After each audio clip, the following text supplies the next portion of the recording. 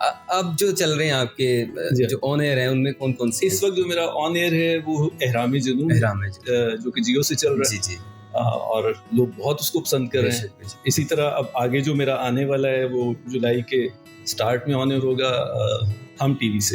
ٹھیک ہے. اس کا نام ہے کھیل. اتنا مشکل لگ رہا ہے. میں کہتا ہوں کہ وہ آرٹسٹ ہی نہیں ہے, یا وہ آرٹسٹ ہے تو وہ اچھا آرٹسٹ نہیں بن سکتا جو یہ کہے کہ جی یہ لفظ مجھ سے بولا نہیں جا رہا, اس کو تبدیل کر دیں. تو ایسا بھی ہوتا ہے کہ کچھ ایسے پروجیکٹس ہوتے ہیں جس پہ آپ کو لکھتے ہوئے نا کچھ لوگ نظر آ رہے ہوتے ہیں کہ یہاں پہ اس کو ہونا چاہیے. میرے ساتھ سب سے پہلی چیز تو یہ ہے کہ آپ کو اپنا ویور جو ہے نا اس کو ایجوکیٹ کرنا ہوگا. یس. جب آپ ویور کو 8 بجے بٹھا دیں گے اسکرین کے آگے, ایک جیسے ہی رنگ دکھاتے رہیں گے, ایک جیسے ہی سیٹ دکھاتے رہیں گے, ایک جیسے میک اپس دکھاتے رہیں گے, ایک جیسی کہانیاں دکھاتے رہیں گے نا, تو آخر ایک دن وہ آئے گا کہ وہ تھک کے کہے گا کہ بھائی اب اس چینل کو میں نے گائیڈ کیا ہے. تھوڑا سا ایک اوور آل ہماری سوسائٹی کا یہ مسئلہ ہے کہ ہمارے اندر ٹالرنس نہیں ہے نا. ہم چاہتے ہیں فوراً ایک کام ہو جائے, فوراً نہیں کام ہوتا. ہماری اچھا انسان وہ ہے جس کو ہر کوئی چاہے, جس کی تعریف کی جائے. ٹھیک ہے. اگر آپ کو تعریف کروانی ہے اپنی, اگر آپ چاہتے ہیں کہ لوگ آپ کو چاہیں, تو اپنا اخلاق سب سے پہلے بہتر کریں. السلام علیکم, میں حذیفہ اشرف آسمی اور آپ دیکھ رہے ہیں ضیفیات. آج کی پوڈ کاسٹ میں آپ کو خوش آمدید. امید کرتا ہوں آپ خیر و عافیت سے ہوں گے, اور مجھے میرے گیسٹ کو, میرے پاکستان کو اپنی خصوصی دعاؤں میں یاد رکھے ہوئے ہوں گے. ہم اس وقت موجود ہیں سرگودا آرٹس کونسل میں, اور میری یہ خواہش تھی کہ میں لاہور میں تو پوڈ کاسٹ کیا کرتا ہوں, لیکن سرگودا کی جو شخصیات ہیں, ویسے تو سرگودا کی شخصیات لاہور میں بھی تشریف لایا کرتی ہیں, لیکن میری خواہش تھی کہ میں یہاں آ کر جو ہے وہ کروں. میں شکریہ ادا کروں گا سرگودا آرٹس کونسل کا کہ انہوں نے مجھے موقع فراہم کیا کہ یہ پلیٹ فارم دیا اور یہاں پر ریکارڈنگ کی.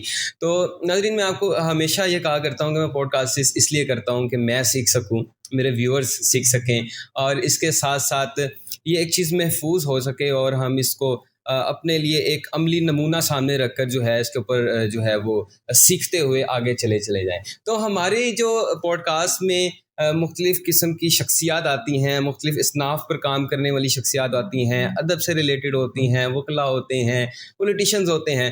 تو آج میری خوش بختی ہے کہ سرگودا کی معروف شخصیت ہمارے ساتھ موجود ہیں. سر قمر جان زیب صاحب, السلام علیکم, کیسے ہیں آپ؟ ٹھیک ہیں. وعلیکم السلام حذیفہ, الحمدللہ, اللہ کا بہت شکر. بہت اچھا لگا آپ سرگودا آئے, اور آپ کا بولنے سے پتہ چل گیا کہ چھوٹا پیکٹ اور بڑا دھماکہ. سر بہت شکریہ, آپ نے ٹائم نکالا, اور پوڈ کاسٹ کے لیے نکالا, میرے لیے نکالا, میرے ویورز کے لیے نکالا. خوش رہیے. آپ ڈرامہ رائٹر ہیں, آپ کو کون نہیں جانتا. میرے جو سوالات ہوں گے وہ میں آپ کی بات سے کوشش کروں گا کہ بات نکال کر جو ہے وہ آپ سے سوالات کروں. ڈرامہ رائٹنگ کے حوالے سے بات کریں گے, کیونکہ میں خود بھی رائٹر ہوں, اور اس چیزوں کو دیکھیں گے کہ جتنے بھی پہلے کے ڈراماز جو لکھے گئے ہیں اس میں کیا فرق رہا, اب کیا فرق رہا. ایک وقت آیا کہ ڈرامہ رائٹنگ کا بھی زوال آیا, اور پھر ایک وقت آیا کہ نقل کرنا شروع کر دی گئی. انڈیا کے جو رائٹرز ہیں ان کو دیکھنا شروع کر دیا گیا, پھر ان کی جو پروڈکشن ہے وہ باقی معاملات. لیکن اس جانب جانے سے پہلے میں آپ کی شخصیت کے حوالے سے سوال کرتا ہوں کہ آپ کی ادبی زندگی کا, ادبی دنیا کا آغاز کب ہوا, کیسے ہوا؟ دیکھیے حذیفہ, انسان کو جب اللہ بھیجتا ہے نا اس دنیا میں, تو یقیناً اللہ نے اس کو کچھ نہ کچھ ایسی خاصیتیں ودیت کی ہوتی ہیں کہ جن کا اس کو وقت کے ساتھ ساتھ پتہ چلتا ہے. آپ ڈگریز کچھ لے رہے ہوتے ہیں, وہ ڈگریز آپ پہ کوئی سوشل پریشرز ہوتے ہیں, آپ کی کوئی اپنی خواہشات ہوتی ہیں, لیکن خدا نے آپ کو کس لیے بھیجا ہوا ہے وہ اللہ جانتا ہے. لیکن اس کے لیے پھر یہ بڑا ضروری ہے کہ آپ کو وہ ماحول ملے کہ اس ماحول میں آپ اپنی ان صلاحیتوں کو نکھار سکیں. ہم سے بہت اچھا لکھنے والے ہیں دنیا میں جو, لیکن جنہیں وہ پلیٹ فارم نہیں ملتا, وہ اپنے آپ کو منوا نہیں سکتے, یا ان کو وہ سامنے نہیں آ سکتے. لیکن الحمدللہ کہ موقع ملے, اور بس میں یہی کہوں گا کہ اس میں میرا کمال نہیں ہے. اللہ جب جس کا ہاتھ تھام لینا تو اس کے لیے پھر آسانیاں ہی ہو جاتی ہیں. تو آپ کا باقاعدہ تعارف جو ہے وہ ڈرامہ نگار ہیں, اور اس کے ساتھ ساتھ آپ کی دوسری ایکٹیویٹیز کیا ہیں؟ ابھی جیسے کہ میں نے آپ سے کہا کہ ہماری ایکیڈیمکس کچھ اور ہوتی ہیں, ہماری خواہشات کچھ اور ہوتی ہیں. جو ہم پڑھتے ہیں نا وہ ہم اپنا پیٹ پالنے کے لیے پڑھتے ہیں, اور جو ہم کرتے ہیں وہ ہم اپنی روح کو خوش کرنے کے لیے کرتے ہیں. تو رائٹنگ جو ہے وہ میرا شوق تھا, جبکہ میری جو تعلیم تھی وہ میں بیسیکلی کیمیکل انجینئر ہوں. اچھا. پھر اس کے بعد جب میں نے رائٹنگ کی فیلڈ کو اپنایا تو مجھے احساس ہوا کہ تھوڑا لوگوں کو یہ بڑا کریز ہوتا ہے کہ جی آپ اچھا آپ نے اردو میں کیا کیا ہوا ہے؟ آپ اردو لکھ رہے ہیں تو اردو میں بھی تو آپ کے پاس کوئی ڈگری، تو پھر میں نے ماسٹرز بھی کیا اردو میں. لیکن میں یہ سمجھتا ہوں کہ یہ کوئی ضروری نہیں ہے. آپ اچھا لٹریچر پڑھیں، ڈگری آپ کے پاس کوئی بھی ہو، وہ ضروری نہیں ہے کہ آپ کے پاس اسی فیلڈ کی ڈگری ہونی بھی لازمی ہے. تو بیسیکلی میں کیمیکل انجینئر ہوں. بائی پروفیشنل میں یہاں پہ سرگودا میں رفا انٹرنیشنل کالج ہے، وہاں پرنسپل ہوں. لیکن جو میرا پیشن ہے وہ میرا رائٹنگ ہے. سر کتنے اب تک جو ہے ڈراماز لکھ چکے ہیں؟ اچھا حذیفہ، اس میں یہ ہے کہ پیچھے پلٹ کے جب آپ لکھنا شروع کرتے ہیں نا تو اس وقت تو آپ کو خود بڑا شوق ہوتا ہے کہ آپ کاؤنٹنگ کر رہے ہوتے ہیں، آپ ایک لسٹ بنا رہے ہوتے ہیں، آپ ہر مہینے 2 مہینے سال بعد آپ اس کو اپڈیٹ کر رہے ہوتے ہیں. لیکن اب شاید پیچھے پلٹ کے دیکھنے کا ٹائم ہی نہیں ہوتا کہ آپ نے کتنا لکھ لیا. اب جو لکھنے ہیں اب ان کی فکر ہوتی ہے کہ خدا اتنا وقت دے دے کہ آپ وہ جو آپ کے کمٹمنٹس ہیں، جو آپ کے وعدے ہیں لوگوں کے ساتھ، پروڈکشن ہاؤسز کے ساتھ، آپ ان کو پورا کر سکیں. تو پیچھے پلٹ کے کبھی نہیں دیکھا کہ کتنے لکھ لیے. ماشاءاللہ اچھی خاصی تعداد ہے. اب جو چل رہے ہیں آپ کے جو آن ایئر ہیں ان میں کون کون سے؟ اس وقت جو میرا آن ایئر ہے وہ احرام جنون، جو کہ جیو سے چل رہا ہے. اور لوگ بہت اس کو پسند کر رہے ہیں. اسی طرح اب آگے جو میرا آنے والا ہے وہ جولائی کے سٹارٹ میں آن ایئر ہوگا ہم ٹی وی سے. ٹھیک ہے، اس کا نام ہے کھیل.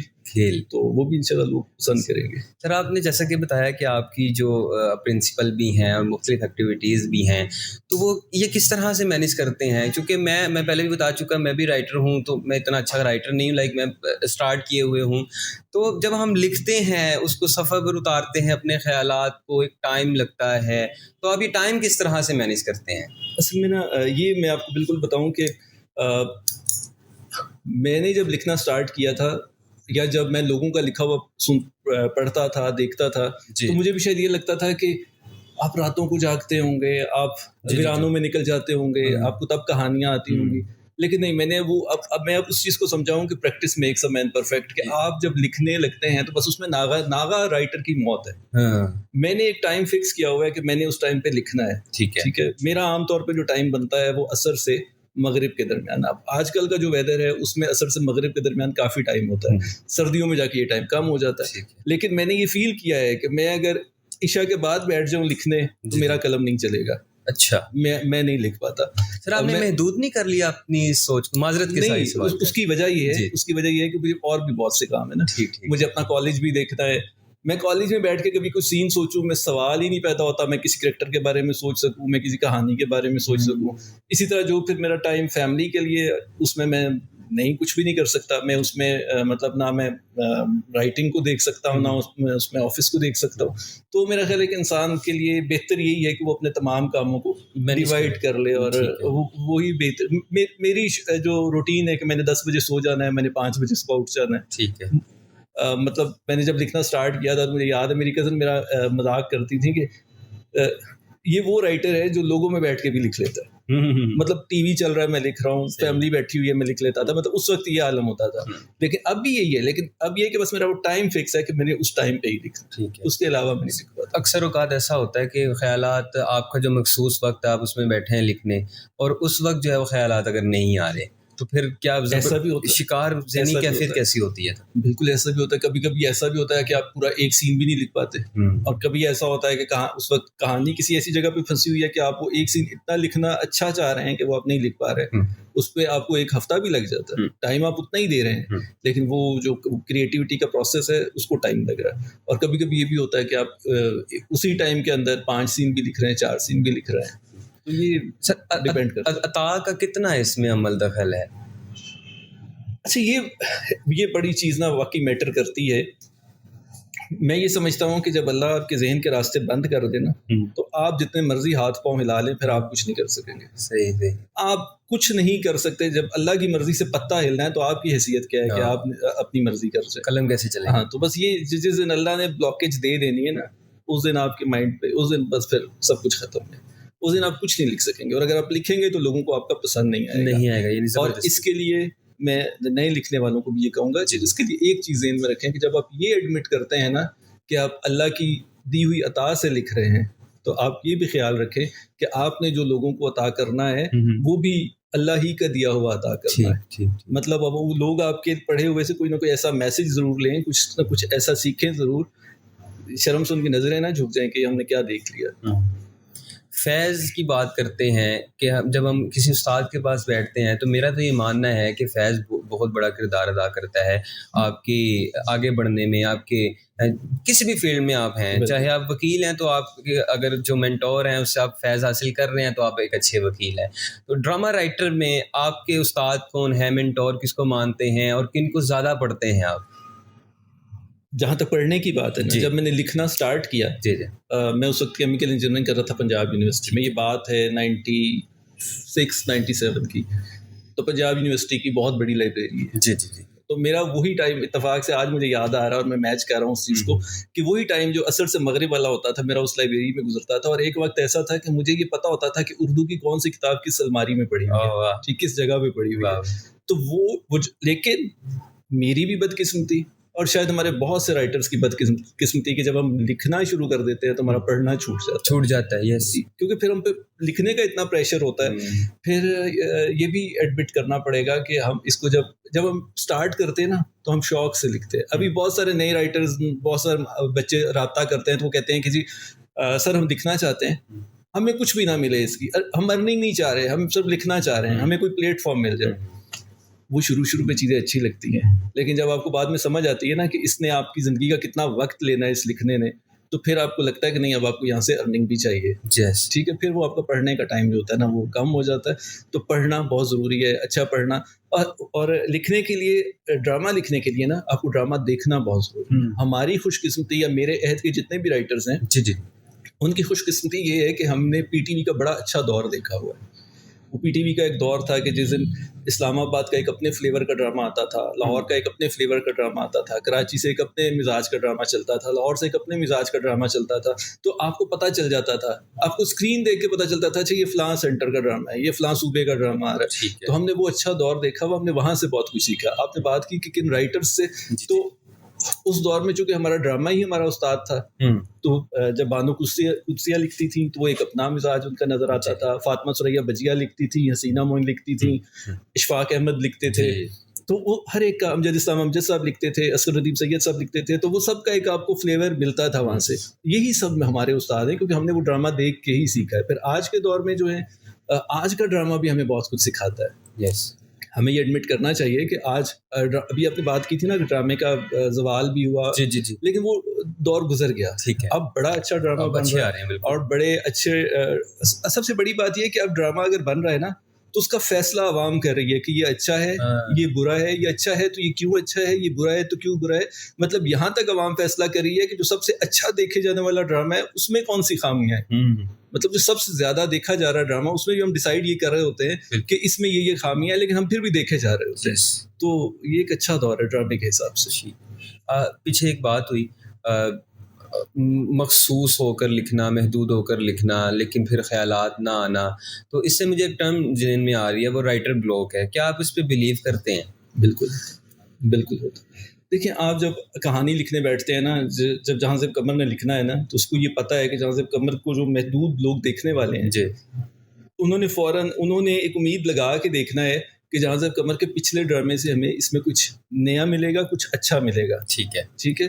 تو وہاں آپ پہ وہ جو ذمہ داری ہے نا وہ آپ کے ذہن کو بہت, آپ کہتے ہیں کہ جکڑ لیتی ہے. اس وقت آپ کا دماغ بہت کچھ کرنا چاہ رہا ہوتا ہے, لیکن وہ جو پریشر ہے اس ذمہ داری کا کہ جو آپ کا ویور آپ سے چاہتا ہے نا, وہ ذمہ داری کا وہ پریشر آپ کو کچھ نہیں کرنے دے رہا ہوتا. تو اس سے نکلنے میں ٹائم لگتا ہے, لیکن بہرحال پھر یہ بھی اللہ ہی راستے بناتا ہے اور اللہ ہی آپ کو لے کے چلتا ہے. ایزی ہو کے جو ہے نا وہ لکھا جائے تو زیادہ بالکل ایسے. آج کے اس میں بھی یہ ہوتا ہے حذیفہ کہ آپ کچھ پروجیکٹس ہوتے ہیں جن پہ آپ کو بہت سوچنا پڑتا ہے. کچھ پروجیکٹس ہوتے ہیں جن پہ آپ بڑا مزہ لے کے چل رہے ہوتے ہیں. وہ آپ مطلب ایک جیسے ایک دھن بن رہی ہے نا, تو آپ اس کی لے میں ساتھ ساتھ چلے جا رہے ہیں سنتے ہوئے. تو یہ کچھ ڈرامے بھی ایسے ہوتے ہیں. مطلب میں نے کچھ پیچھے تجربے کیے کہ ہم نے کچھ مذہبی موضوعات کو ڈرامے کا موضوع بنایا, تو وہ مجھے بڑا شدت سے احساس رہا اس کے پہلے حرف سے آخری حرف تک. یہ ایک بہت بڑی ذمہ داری ہے مجھ پہ, اور اس کو میں نے بڑے ایمانداری سے لے کے, مثلا میرا رب وارث تھا, دل مومن تھا, یہ وہ ڈرامے تھے کہ جن پہ مجھے بڑا مطلب نا ذمہ داری کے ساتھ, باقی ڈراموں کی نسبت مجھے ان پہ زیادہ غور و فکر کے ساتھ آگے بڑھنا تھا کہ کل اس میں کسی بھی بات پہ اعتراض ہو سکتا ہے. لیکن ویور سے گلا نہیں ہے, ان کی محبت ہے ہمارے سے کہ وہ ہمارا کام دیکھتے ہیں. لیکن یہ بھی میں نے فیل کیا کہ جن ڈراموں پہ ہم سمجھتے ہیں نا کہ ان پہ ہمیں بہت شاید ہمارے معاشرے کو ان کی بہت ضرورت ہے, ان کو دیکھا کم جاتا ہے. اچھا, یہ بھی ہے, جن ڈراموں کی شاید ہمارے معاشرے کو اتنی ضرورت نہیں ہے ان کو دیکھا زیادہ جاتا ہے. یہ وجہ کیا ہے؟ وجہ شاید یہ ہے کہ ہم اپنے اندر جھانکنا نہیں چاہتے, ہم اپنی خامیوں کو ایڈمٹ نہیں کرنا چاہتے. ہم مطلب میں نے وہ ابھی بات کی نا, وہ مذہبی موضوعات پہ لکھا تو مجھے ایک پہلی بار ایک چیز کو فیس کرنا پڑا کہ اس کو لوگوں نے نام دیا کہ یہ مذہبی کارڈ کھیلتے ہیں.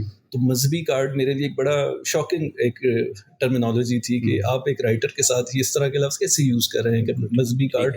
ہمیں تو ویوز اس پہ مل جائیں گے جس پہ ہم میرا خیال ہے زیادہ اچھل کود اور زیادہ بے تکی کہانیاں بنا کے بھی دکھا سکتے ہیں. تو بہرحال یہ سلسلے ہیں جو چل رہے ہیں. سر ڈیجیٹل دور سوشل میڈیا میں آ کر ہم دیکھتے ہیں کہ بہت سے لوگ, اچھا دیکھا یہ جاتا ہے کہ لوگوں نے مشکل سننا چھوڑ دیا اور مشکل پڑھنے والوں نے, سنانے والوں نے, لکھنے والوں نے, بولنے والوں نے مشکل کام کرنا چھوڑ دیا. کیوں؟ کیونکہ ان کو اجر نہیں مل رہا. وہ کہہ رہے ہیں کہ ہم تو اپنا ٹائم ضائع کریں, لیکن جو پیشنیٹ ہیں اپنے کام کے حوالے سے وہ لگے ہوئے ہیں. اسی سے ریلیٹڈ کر کے میں آپ سے سوال یہ پوچھ رہا ہوں کہ آج کے کہانی کار کو, ڈرامہ نگار کو اس کی محنت کا صلہ مل رہا ہے؟ دیکھیے, محنت کے صلے کی اگر بات کرتے ہیں نا تو آپ کا میسج کنوے ہو رہا ہے نا لوگوں تک, ٹھیک ہے, تو آپ کو صلہ مل رہا ہے. ٹھیک ہے, ٹھیک ہے. باقی جو ہم صلہ مادیت میں آ کے بات کریں نا تو وہ اس صلے کو آپ سائڈ پہ رکھ دیں. ایک لکھاری کا سب سے بڑا صلہ یہ ہے کہ اس نے لکھنا ہے لوگوں کے لیے. ڈرامے کی کامیابی یہ ہوتی ہے کہ اس کو اگر ویوز مل رہے ہیں, اس کو ویورز مل رہے ہیں تو وہ ڈرامہ کامیاب ہے. ٹھیک ہے. آپ کا میسج لوگوں تک پہنچ رہا ہے, لوگ اس کو ایکسیپٹ کر رہے ہیں, تو بس یہی آپ کا صلہ ہے. ٹھیک. ڈرامہ نگاری کو دیکھتے ہوئے میرا ایک سوال یہ ہے کہ آپ نے اپنے جتنے بھی ڈراماز پہلے بھی لکھے وہ آن ایئر ہو گئے اور اب بھی ہیں, تو آپ کیا سمجھتے ہیں کہ کن کن مسائل پر آپ نے جو لکھے وہ تو آپ بتائیے گا, لیکن آپ یہ بتائیے گا کہ اور جو ڈراماز لکھ رہے ہیں وہ اگر ان مسائل کو اجاگر کریں گے تو ان کے ڈراماز بہتر ہو سکتے ہیں, پاکستانی انڈسٹری کو فائدہ ہو سکتا ہے. اس وقت جو ڈرامہ بن رہا ہے نا وہ ہر موضوع کو چھیڑ رہا ہے. ٹھیک ہے. اور بڑے اچھے موضوع. ایک جو بڑی اچھی تبدیلی آئی ہے نا کہ اب ہم اس چیز سے نکل آئے ہیں کہ ہم نے ایک ڈرامہ 30 قسطوں کا اور 40 قسطوں کا اور 50 قسطوں کا ہی بنانا ہے. ابھی وہ ٹرینڈ چلا ہے منی سیریز کا. جی. تو وہ ایک بڑا اچھا ٹرینڈ ہے. اس میں اب بہت ایسے سبجیکٹس کہ جن پہ آپ زیادہ بات نہیں کرنا چاہتے لیکن ایک اپنا میسج لوگوں تک پہنچانا چاہتے ہیں وہ کر سکتے ہیں.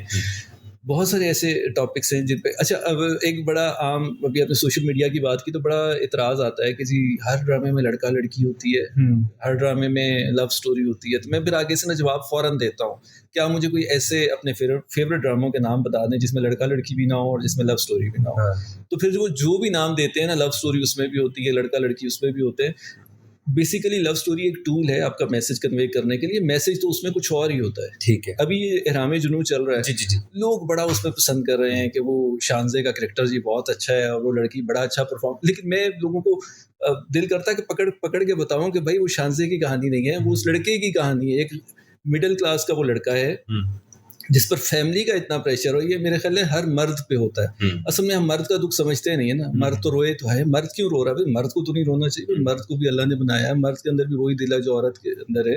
مرد اگر نہیں رو پاتا تو لیکن مرد پہ وہ جو پریشر بلٹ اپ ہوتا ہے, مطلب وہ محبت بھی کرتا ہے تو اسے محبت بھی اپنی فیملی سے بچانی ہے, اسے اپنی فیملی کو لے کے بھی چلنا ہے, اسے اگر اس پہ فیملی پریشرز ڈال رہی ہے تو اس نے تمام پریشرز کو میٹ اپ کرنا ہے. تو وہ بیسیکلی وہ کہانی ہے. لیکن پر لوگوں کو بس وہ لو نظر آ رہا ہے اور اس لڑکے کا دکھ نظر نہیں آ رہا ہے کہ وہ کس الجھن میں اور کس مشکل میں پھنسا ہوا ہے. سر ڈرامہ لکھتے ہوئے آپ ذہن میں یہ رکھتے ہیں کہ عوام اتنی مشکل چیز اگر میں لکھ دوں گا تو نہیں سمجھ پائے گی؟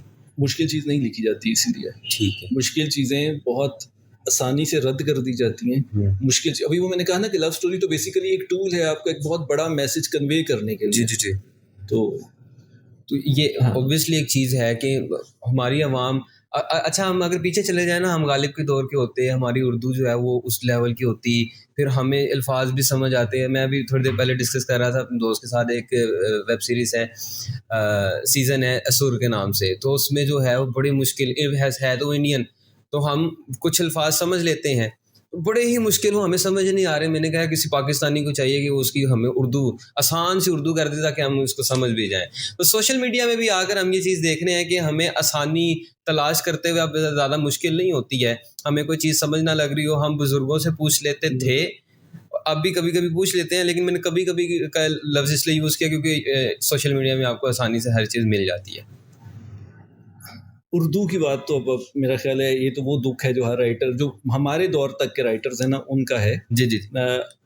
جب میں نے لکھنا شروع کیا نا، وہ پی ٹی وی کا دور تھا، وہاں ایک ایک لفظ کو بڑا کئی چھلنیوں سے چھانا جاتا تھا کہ یہ لفظ جو ہے یہ ایسے ہی ہے، اس کا تلفظ کیا ہوگا، اس کو کس طرح آگے لے کے چلنا ہے.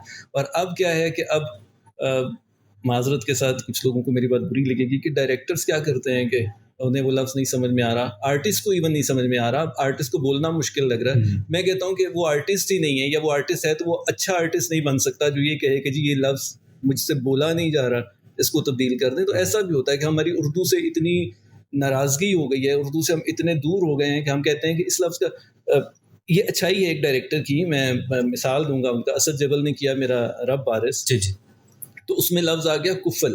ٹھیک ہے. تو انہوں نے مجھ سے فون کر کے پوچھا کہ جازب بھائی اس جملے میں یہ لفظ آ رہا ہے کفل، اس کا کیا؟ مجھے بڑا اچھا لگا. میں نے کہا یہ بڑی آسانی سے وہاں کراچی بیٹھے ہوئے تھے چینج بھی کر سکتے تھے، لیکن انہوں نے وہی لفظ یوز کیا اور اسکرین پہ وہ اسی طرح لفظ چلا. اور ابھی میں نام نہیں لیتا، ابھی میرا ایک پلے چلا، اس میں ایک مصرع تھا وہ غلط بولا گیا، مجھے بڑی تکلیف ہوئی کہ اردو کا ایک اتنا مشہور مصرع، ایک اتنا اچھا مصرع، اور وہ ریکارڈ بھی غلط ہو گیا، وہ آن ایئر بھی غلط ہو گیا اور کسی نے نوٹس ہی نہیں لیا. اور میں سمجھتا ہوں کہ ہماری آڈینس بھی نوٹس نہیں لیتی، شاید اردو سے ہماری اتنی ناراضگی ہو چکی ہے، شاید وہ ہم تک کچھ چیز پہنچ نہیں نہ رہی ٹھیک طریقے سے، ہم دور ہو گئے. آپ ڈرامہ رائٹر کی جانب آئے، آپ اسی جانب کیوں آئے؟ آپ شاعر بھی بن سکتے تھے، آپ کچھ اور بھی. اچھا یہ بھی مزے کی بات، شاعری بھی میں نے اسٹارٹ کی. اچھا. لیکن شاعری سے مجھے، میں یہ نہیں کہتا کہ شاعری بائی چوائس ہوتی ہے، یہ شاعر بھی شاید اللہ نے بنا کے بھیجے ہوتے ہیں. لیکن میں نے کوئی ایک کتاب کا مسودہ بھی لکھ لیا، ایک دو شعرا سے اس کی کریکشن بھی کروا لی، یہ بھی سوچ لیا کہ اس کو پبلش کروانا ہے، وہ ابھی تک مسودہ پڑا ہوا ہے. ٹھیک ہے. تو نام بھی سوچ لیا بک کا. لیکن میں نے یہ ضرور، مجھے ایک بڑی شدت سے احساس ہوا، یہ اس وقت میں سیکنڈ ایئر میں تھا، مجھے بڑی شدت سے احساس ہوا کہ جب سے میں نے شاعری کی ہے نا، میرا اندھیرے کمرے سے نکلنے کو دل ہی نہیں کرتا. اچھا. تو نہیں بھائی، یہ زندگی بڑی مشکل ہو جائے گی، شاعری کو سائڈ پہ کر دیں. میں معذرت کے ساتھ دیکھنے والوں سے ایک ڈسکس، میں خود بھی شاعری کرتا ہوں، میرے ابا جی یہ کہا کرتے ہیں کہ شاعر جو ہے نان پریکٹیکل ہوتے ہیں. تو آپ اس چیز کو کیسے؟ میں مانتا ہوں، مجھے اس وقت بڑی شدت سے یہ احساس ہوا تھا. بالکل، میں نے بھی شاید اسی لیے تھوڑا سا اس کو کم کیا. خیر ہم آگے چلتے ہیں.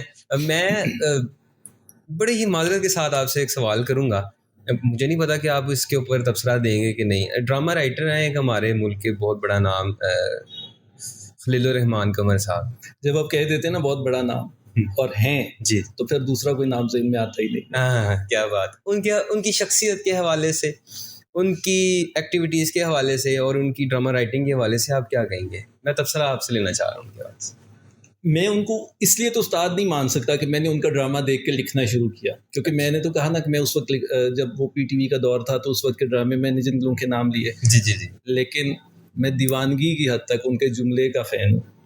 میں ان کا جملہ، میں کہتا ہوں کہ مجھے کسی بھی، میں موسیقی سے مجھے اتنا لگاؤ نہیں ہے، ٹھیک ہے، لیکن میں کہتا ہوں کہ کسی بھی موسیقی سے اچھا مجھے ان کا جملہ لگتا ہے. وہ خلیل الرحمان قمر صاحب جیسا جملہ لکھنا کسی اور رائٹر کے بس میں شاید نہیں ہے. ٹھیک، بڑی بات ہے ویسے انہوں نے. لیکن میں یہ چاہ رہا ہوں کہ آپ اس چیز کو بھی ایڈ کریں کہ لوگ ان کے حوالے سے بڑا کرتے ہیں کہ بڑے کرخت آدمی ہیں اور بڑا ان کو جلال ہے، اور وہ رائٹنگ جو ہے نا وہ بڑی پولائٹ ہے ان کی، بڑے مزے کی ہیں. تو وہ شخصیت اور وہ اس چیز کو اگر مکس اپ کر کے دیکھا جائے تو وہ خلیل الرحمان قمر صاحب کیا بن کے نکلیں گے؟ اچھا، کچھ دو تین ایسے ایشوز ہیں جس پہ میرا خیال ہے ہم یہ باتیں کرتے ہیں، میرا خیال وہ بڑے پرسنل لیول پہ اب چلے گئے ہیں. جی. اس کو ہم چھوڑ دیتے ہیں. لیکن میں ایک مثال دیتا ہوں، ہمارا ایک گروپ بنا رائٹرز کا، اس میں وہ بھی تھے. ٹھیک. کسی حوالے سے بات ہوئی تو انہوں نے کہا کہ جی میں تو اس طرح بات کر لیتا ہوں. ٹھیک ہے. تو میں نے کہا، میں نے پرسنلی انہیں فون کیا اور میں نے کہا کہ خلیل صاحب آپ ایک ہی ہیں رائٹرز، آپ کر سکتے ہیں بات، ہم باقی رائٹرز کو بھی خلیل الرحمان قمر بننے میں بڑا ٹائم لگے گا. ہم باقی لوگ ایڈمٹ کریں نہ کریں, میں ان کے کام کو, میں ان کے فن کو ایڈمٹ کرتا ہوں. میں ان کی کہانی کا شاید فین نہ ہوں, لیکن میں ان کے جملے کا فین ہوں. میں آگے کہہ چکا ہوں کہ ان کا جملہ جو ہے اس کا توڑ کوئی نہیں ابھی تک. کیا بات ہے. اس کو آگے بڑھاتے ہیں اور اس جانب چلتے ہیں. جب آپ ڈرامہ لکھ رہے ہوتے ہیں, مختلف ڈرامہ رائٹرز کی ایک خواہش ہوتی ہے کہ میں یہ لکھ رہا ہوں اور اس میں یہ ایکٹرز ہونے چاہیے, تو آپ کی بھی خواہش ہوتی ہے اور کیا آپ ڈائریکٹر سے بات کرتے ہیں؟ کچھ ایسے پروجیکٹس ہوتے ہیں جس پہ آپ کو لکھتے ہوئے نا کچھ لوگ نظر آ رہے ہوتے ہیں کہ یہاں پہ اس کو ہونا چاہیے. میرے ساتھ ایسا ہوتا نہیں ہے. ٹھیک ہے. ابھی آج کل میں ایک 7 Sky کا پروجیکٹ لکھ رہا ہوں جو کہ جیو پہ چلے گا. ٹھیک ہے. تو اس میں مجھے کریکٹرز نہ چلتے پھرتے نظر آ رہے ہیں, یقیناً میں نام نہیں لے سکتا ابھی, لیکن میں جب اپنے کنٹینٹ ہیڈ سے بات کرتا ہوں تو میں ان سے وہ شیئر بھی کر لیتا ہوں. ٹھیک ہے. مگر میری اس بارے میں حتمی رائے یہی ہے کہ یہ پروڈکشن ہاؤس کا ہی فیصلہ ہونا چاہیے کہ کون سا کریکٹر کس کو کرنا چاہیے. ٹھیک. یہ کیونکہ دیکھیں ان کا اتنا بجٹ انوالو ہے, وہ کبھی بھی غلط فیصلہ نہیں کریں گے. رائٹر نے تو اسی والے کمرے میں گھر بیٹھ کے لکھ دیا, اس نے تو لیپ ٹاپ پہ 4 گھنٹے لگائے, 4 سین لکھے اور اس کا کام ختم. وہ جنہوں نے کرنا ہے, جنہوں نے اتنا بجٹ لگانا ہے, جنہوں نے ایک چیز کا بعد میں جواب دے ہونا ہے, اگرچہ کہ جواب دے آج کل رائٹر ہوتا ہے ہر چیز کا, لیکن اصل جواب دے تو وہ لوگ ہیں نا. تو میرا خیال ان کا فیصلہ بالکل صحیح ہوگا جس کو بھی بولیں گے. بالکل ٹھیک. اور مجھ سے جتنے بھی لوگ بات کرتے ہیں کہ جی ہمیں ایکٹنگ میں چانس چاہیے اور یہ, تو میں انہیں یہی کہتا ہوں کہ بھائی پروڈکشن ہاؤس سے رابطہ کرو. پروڈکشن ہاؤس فیصلہ کر سکتی ہے کہ کس کو کیا کرنا ہے. سر آپ نے فلم بھی لکھی ہے کوئی؟ فلم ٹیلی فلمز لکھی. اچھا. لیکن وہ چلی یہ عید وغیرہ کے لیے جو ہوتی ہیں وہ, لیکن اس پہ بھی مجھے احساس ہو گیا کہ میں بڑے سنجیدہ مزاج کا بندہ ہوں, مجھے یہ کام نہیں کرنا چاہیے. تو وہ پھر میں نے اب چھوڑ دی.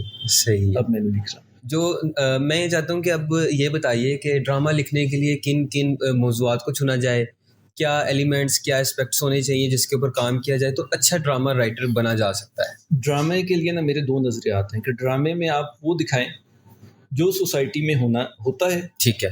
یا ڈرامے میں وہ دکھائیں جو سوسائٹی میں ہونا چاہیے. ٹھیک ہے.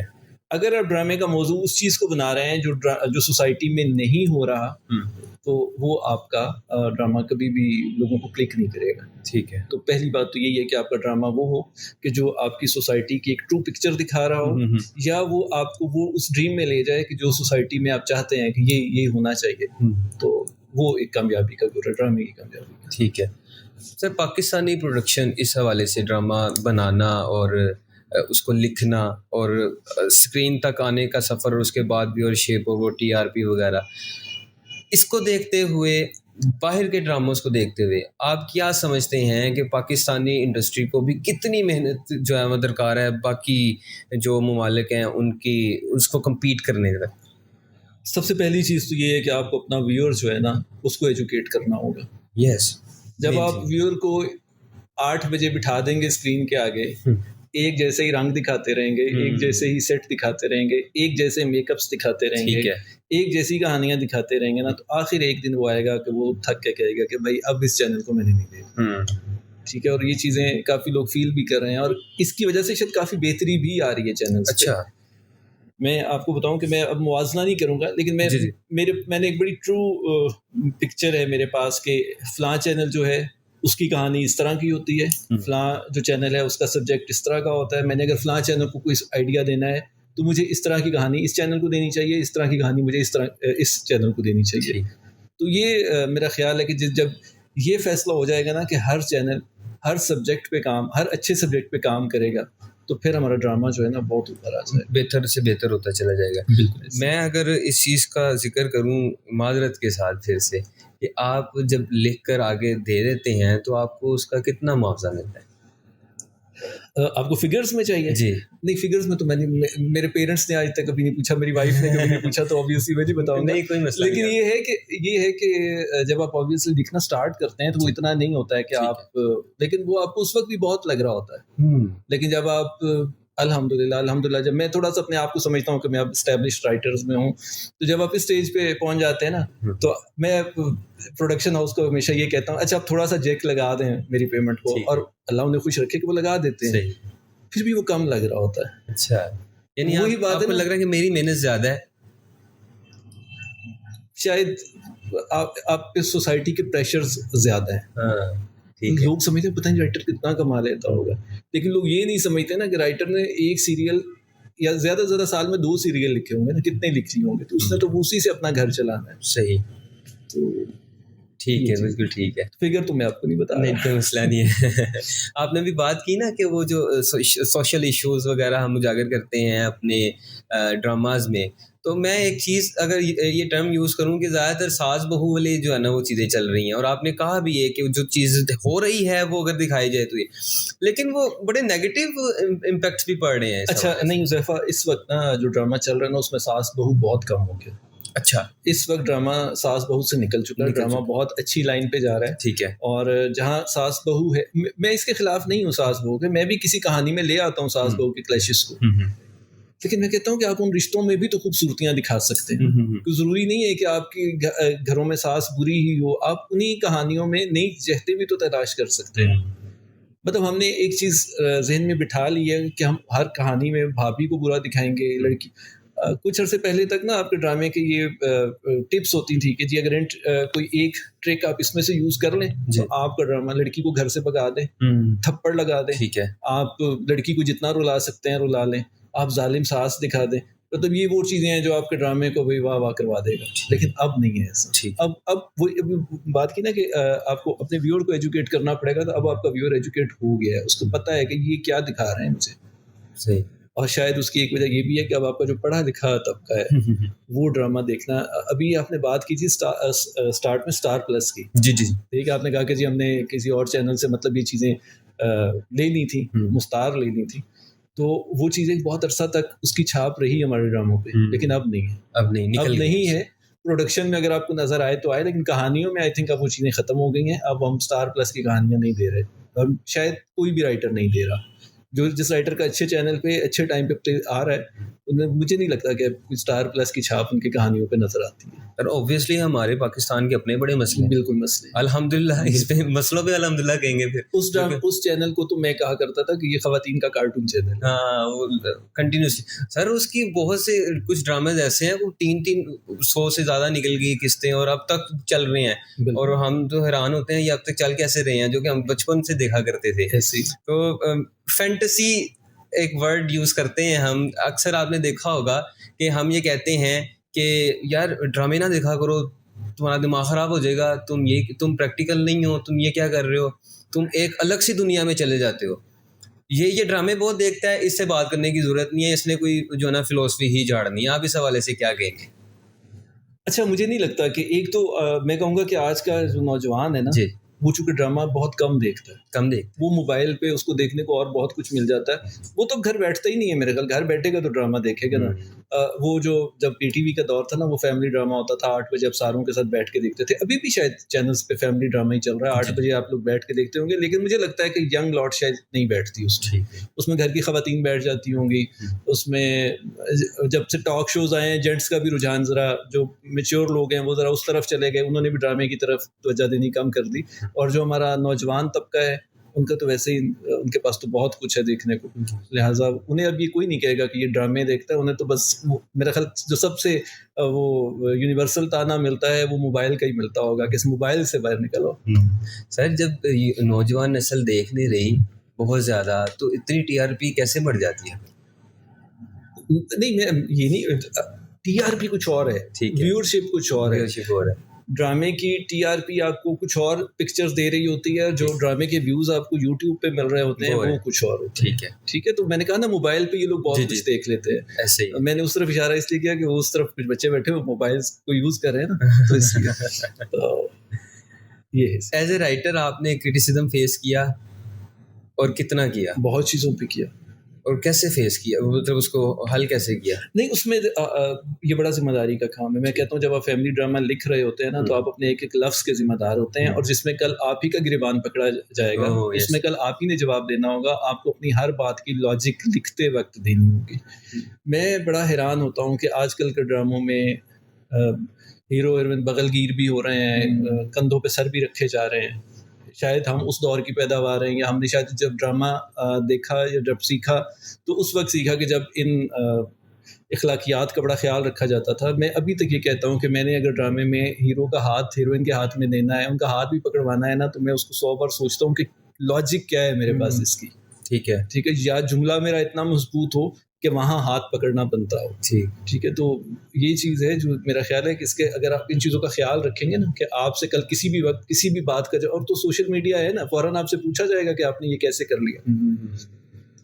اور اس کا بڑا فائدہ ہے سوشل میڈیا کا. ابھی میں ارام جنوں کی مثال دے دیتا ہوں. ارام جنوں پہ تبصرہ کیا گیا ہے ایک یوٹیوب کے ایک شو میں, اور روبینہ اشرف ہماری بڑی اچھی ایکٹریس ہیں, انہوں نے ایک شو میں کہا کہ اس میں ایک سچویشن تھی کہ جو ہمارا ہیرو ہے وہ پیزا دینے آتا ہے اور لڑکی اس کا بائک غائب کرا دیتی ہے. ٹھیک ہے, تو انہوں نے کہا کہ اس کو نہیں کرانا چاہیے تھا نا وہ. تو اس دن میں نے سوچا کہ انہوں نے مجھے کتنا اچھا ایک اینگل دیا ہے کہ اگر اس وقت اس کا بائک خود سے غائب ہو جاتا اور وہ اس کی ہیلپ کر دیتی تو وہ کتنا اچھا تھا. وہاں لگا کہ نہیں, آپ کو جواب دینا پڑے گا لوگوں کو, غلطی ہے آپ کی, آپ ایک کام اچھے طریقے سے بھی تو دکھا سکتے تھے نا. اس لڑکی نے ہی اشارت کیوں کی. صحیح ہے. تو بالکل اس کا فائدہ بھی ہے سوشل میڈیا کا. آپ کو بہت ساری چیزیں آپ کی اپنی پکڑ میں آتی ہیں, آپ کو پتہ چلتا ہے کہ آپ نے یہاں پہ غلطی کی ہے. How positive you are. مطلب کسی اور کو بتائیں تو وہ تو غصہ کرتا ہے, نہیں مجھے کیوں بتایا جا رہا ہے. مان لینا چاہیے جہاں آپ کی غلطی ہے وہ آپ کو مان لینا چاہیے. آپ نے بھی وہ بغل گیر ہونے کی بات کی, ہاتھ پکڑنے کی بات کی, یہاں پہ ڈراماز میں ایسا ہو رہا ہے. بالکل. تو آپ کیا سمجھتے ہیں کہ وہ اس لیے ہو رہا ہے کہ وہ بکتا ہے؟ دیکھنے بکنے کی تو پھر ڈیفینیشن ہی کچھ اور ہے. اگر آپ نے بیچنے کے لیے ہی صرف چیز, یہ بھی ایک بڑا فرق آ گیا. بڑا اچھا آپ نے پوائنٹ ریز کیا ہے. جب ہم نے لکھنا شروع کیا تھا نا تو ہمیں یہ کہا جاتا تھا کہ آپ کچھ سکھا رہے ہیں قوم کو, آپ ایک انفارمیشن دے رہے ہیں اور انٹرٹینمنٹ کے ذریعے آپ لوگوں کو ایجوکیٹ کر رہے ہیں. ٹھیک ہے. لیکن اب کچھ چینلز کی رائے یہ ہوتی ہے کہ بھئی یہ ایک انٹرٹینمنٹ ہے ڈرامہ, آپ کی ذمہ داری نہیں ہے لوگوں کو آپ تبلیغ کریں. تو میں تھوڑا سا اس پوائنٹ کے خلاف ہوں. نہیں, رائٹر کی ذمہ داری بہرحال تبلیغ کرنا ہے, اپنا میسج آپ کو دینا ہے, اچھے طریقے سے دینا ہے, معاشرے کے سدھار کا دینا ہے. بھیڑ چال سے کیسے نکلا جائے؟ اگر آپ کو کرٹیسزم کا فیس کرنا پڑ رہا ہے تو آپ اس کو کیسے 100% آپ کے, میں میرے ہاتھ اٹھے ہوئے ہیں اور میں نے اپنا پوائنٹ آف ویو رکھ دیا ہے, اب میں ٹھیک ہوں. رائٹر کو بھی اور یوتھ کو بھی یہ پیغام کے طور پر میں چاہ رہا ہوں. اس میں دیکھیں, آپ بھیڑ چال سے کیوں نکلنا چاہ رہے ہیں, آپ اس کا حصہ بنیں, لیکن آپ اپنے طریقے سے بنیں نا. ٹھیک ہے. آپ جب اس بھیڑ چال کا حصہ آپ اسی وے میں بن گئے. میں نے ڈرامہ لکھنا شروع کیا تو میرے ایک موثر نے مجھے یہ مشورہ دیا کہ جہاں سے وہ لکھنا جو تم اپنی فیملی کے ساتھ بیٹھ کے دیکھ سکو. تو میں بڑے فخر سے کہتا ہوں کہ جس دن میرا ڈرامہ چلتا ہے اس دن میرے ماں باپ سارے کام چھوڑ کے میرے ساتھ بیٹھتے ہیں, میری مسز, میری بیٹی, ہم سارے اکٹھے بیٹھ کے دیکھ رہے ہوتے ہیں. تو ابھی تک تو میں اس فارمولے پہ اتر رہا ہوں. جس دن مجھے لگے گا کہ نہیں اب آج یہ گڑبڑ ہونی ہے اور آج میں کم سے کم وہاں سے اٹھ جاؤں, تو اس دن میں سمجھوں گا کہ میں اب اس بھیڑ چال کا حصہ بن چکے. بالکل صحیح ہے. اور میں نے آپ کا کافی وقت لے لیا. میں یہ چاہتا ہوں کہ اب جو ہے وہ جو نوجوان نسل اس جانب آ رہی ہے. اچھا آپ یہ بتائیے کہ جب آپ دیکھتے ہیں نوجوان نسل کو اس جانب آتا دیکھ رائٹنگ کی طرف آ رہے ہیں, چاہے وہ شاعری کر رہے ہیں, چاہے وہ کہانیاں لکھ رہے ہیں, چاہے وہ پلاٹس بنا کر رکھتے ہیں, اور آپ جیسے لوگوں کو دکھاتے ہیں کہ سر ہم نے یہ لکھا ہے, سر بتائیے کہ وہ, تو آپ کو کتنا اچھا لگتا ہے؟ حذیفہ بہت سارے لوگ ایسا اس مقصد کے لیے رابطہ کرتے ہیں. کچھ لوگوں سے تو میں یہ کہتا ہوں کہ جو دوسرے شہروں سے ہوتے ہیں کہ بیٹے آپ کے لیے تو سب سے بہتر حل یہ ہے کہ آپ اپنے شہر کا کوئی رائٹر ڈھونڈیں تاکہ آپ کی اس کے ساتھ کچھ سٹنگز ہوں, آپ اس کو اپنا کام دکھائیں, وہ آپ کو تب بہتر گائیڈ کر سکے گا. ٹھیک ہے. لیکن جو میرے اپنے شہر کے لوگ ہوتے ہیں میں انہیں کہتا ہوں کہ ٹھیک ہے آپ چیزیں لے کے آئیں. کچھ لوگوں نے مجھے اپنی چیزیں دکھائی بھی ہیں, میں نے ان کو گائیڈ بھی کیا ہے. تھوڑا سا ایک اوور آل ہماری سوسائٹی کا یہ مسئلہ ہے کہ ہمارے اندر ٹالرنس نہیں ہے نا, ہم چاہتے ہیں فوراً ایک کام ہو جائے, فوراً نہیں کام ہوتا. مجھے یاد ہے میں پہلا ڈرامہ لے کے گیا تھا 99 فروری میں, 25 منٹ کا ایک پنجابی کا چھوٹا سا ڈرامہ تھا, اور وہ آن ایئر ہوا تھا 2000 کے جا کے کہیں نومبر دسمبر میں. ٹھیک ہے. اتنا ٹائم اس وقت میں نے ویٹ کیا تھا اور ڈرامہ میرا اپروو ہو گیا تھا, اور بننے میں اور وہ آن ایئر ہونے میں صرف 25 منٹ کا ایک چھوٹا سا کھیل تھا, تو اس پہ اتنا ٹائم لگا تھا. تو اب لوگوں میں نا وہ برداشت نہیں ہے. مجھے یاد ہے آج تک کسی بچے کو میں نے ایسے ہی سوشل میڈیا پہ اس نے مجھ سے رابطہ کیا کہ سر مجھے ایکٹر بننے کا شوق ہے, تو آپ مجھے کہیں ریکمینڈ کر دیں. میں نے اس کو اپنے طریقے سے تھوڑا سا سمجھانے کی کوشش کی, تو آخری جملہ اس کا یہ تھا, سر میں آپ کو بن کے دکھاؤں گا اور ایک دن آئے گا کہ آپ ریکویسٹ کریں گے کہ تم میرا پلے کرو. اچھا. تو میں یقین جانے میرے دل سے دعا نکلتی ہے اب بھی کہ اللہ کرے کہ وہ وقت آئے, وہ وقت آئے, اور پھر اس نے کم سے کم اس وقت تک یہ سیکھ لیا ہوگا کہ یہ سفر اتنا آسان نہیں تھا اس وقت. اگر مجھے کوئی سمجھا رہا تھا تو اس کے پاس بھی سمجھانے کی کوئی وجہ تھی.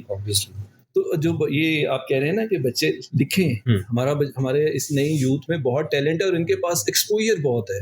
وہی بات کہ اس فون کے اندر انہیں پوری دنیا مل جاتی ہے, انہیں تو کہیں جانا بھی نہیں پڑتا, یہ بہت کچھ تو اس فون سے سیکھ رہے ہیں. ان کے پاس بڑی کہانیاں ہیں, ان کے پاس وہ سبجیکٹس ہیں جن پہ ہم سوچ بھی نہیں سکتے. لیکن اس کو اس پہ تحریر میں لانے کے لیے انہیں ایک پروسیس سے گزرنا پڑتا ہے. اس کا بھی خیال رکھیں. بہت سے بچے آتے ہیں, سب میرے پاس کہانی ہے, کہانی سناتے ہیں, ان کے 1-2 لفظوں میں نا وہ پکڑے جاتے ہیں. وہ پھر میں پوچھتا ہوں بیٹے آپ کی تعلیم, سر مڈل.